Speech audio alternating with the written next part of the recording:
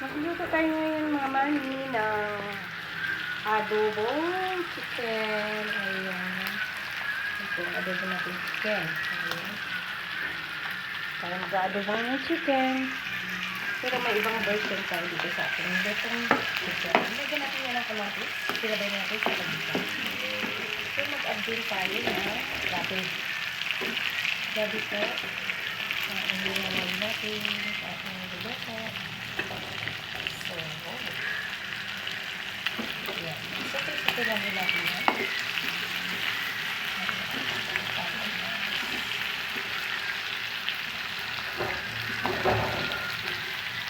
Kaya ako sinabi, iba ang version ko, may nilagay ako dito, saging na saba.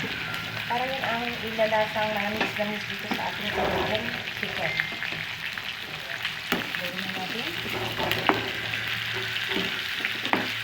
Nagpaglataan nyo na ang tubig. Ay, pinainit at tayong tubig dito. I-add na natin dito sa ating luto. Mga dalawang kutsara na. Mga dalawang basang tubig. Dalawang basa. So, yun ang ating lutong chicken adobo. So, ang ganda ng luto natin. May kulay. Mag-add na tayo ng toyo. Kuloy lang natin yan. Aba. Suka. Suka din. Maglalagay din tayo ng suka. Yan sa ating luto. Ayan. Suka. Pambong na suka yan. So, sa ilim ay hindi siya yung sukang pambong ay sukang natural yan. Ayan guys.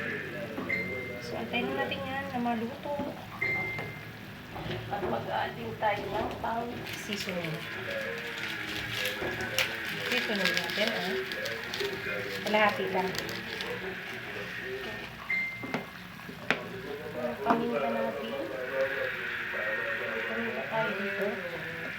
Mamaya na natin ilagay ang paminta at nakatabi pa. Pwede na natin ilagay guys ang paminta at gayon. So, wait lang. Anak, may anak ako nag-aantay na ng ating luto. Medyo late na tayo, mga mari dyan out there. Medyo late na tayong nagluto. At kararating ko lang galing sa Cavite. Ayan guys. Thank you for watching. Yan, ang ating bagong version ng ating adobo. Healthy yan. At mga sariwa ang sinahog natin dyan. Ang ating saging dyan ay nanibalang lang. Ang ating gabi. Ayan. Yan ay sa ating lang likod bahay ang mga pansawag natin dyan. Yung chicken na yung bilhin natin sa ating bahay. Thank you talaga mga kaibigan, mga kamisis, mga kamami dyan. Thank you very much.